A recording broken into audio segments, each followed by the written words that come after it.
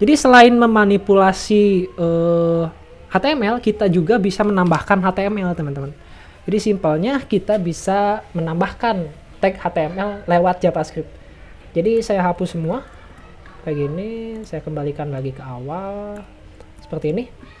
Jadi kita akan misalnya menambahkan paragraf baru ya, teman-teman. Studinya misalnya ini adalah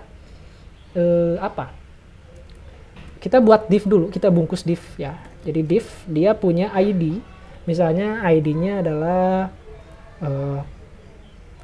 div 1 seperti itu, kayak gini ID-nya div. Kemudian di paragrafnya kita bisa p ID-nya misalnya p1 kayak gini, dia kasih misalnya ini paragraf pertama. Nah yang selanjutnya p dengan ID P2 ya. Ini paragraf kedua.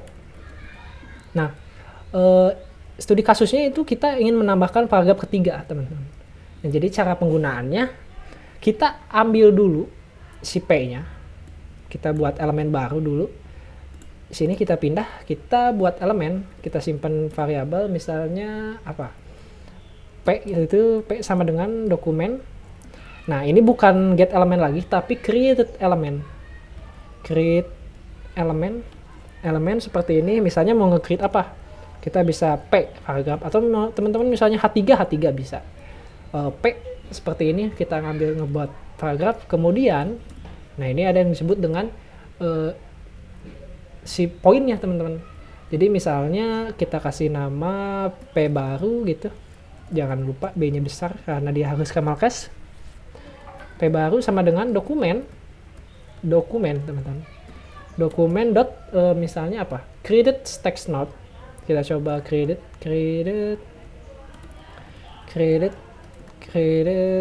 text node. Nah, di sini ini fungsinya. Jadi misalnya kita pengen nambahin apa? Jadi misalnya kita nambahin misalnya ini paragraf ketiga.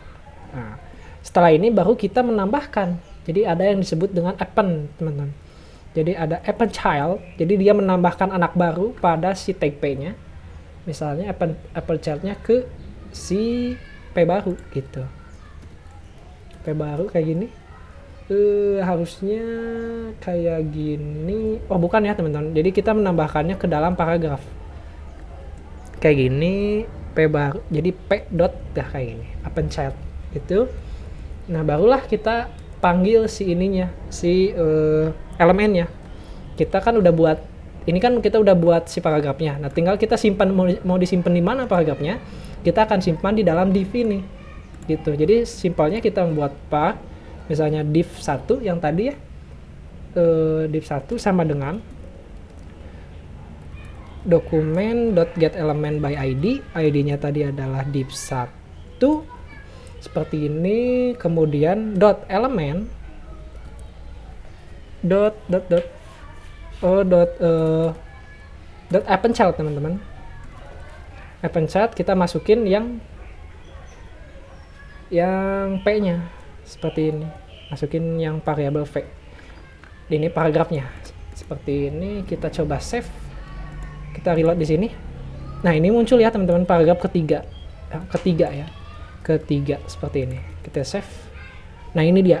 Jadi langkahnya pertama kita buat dulu apa sih yang akan kita buat, elemen apa. Jadi kita buat elemen P. Setelah itu nilainya mau apa. Jadi kita misalnya P baru itu akan diisi dengan ini paragraf ketiga. Nah, ini yang nanti akan ditampilkan di sini. Nah, setelah itu si P ini di append child ini dia memasukkan si value atau nilainya ke dalam P yang udah kita deklarasikan. Gitu.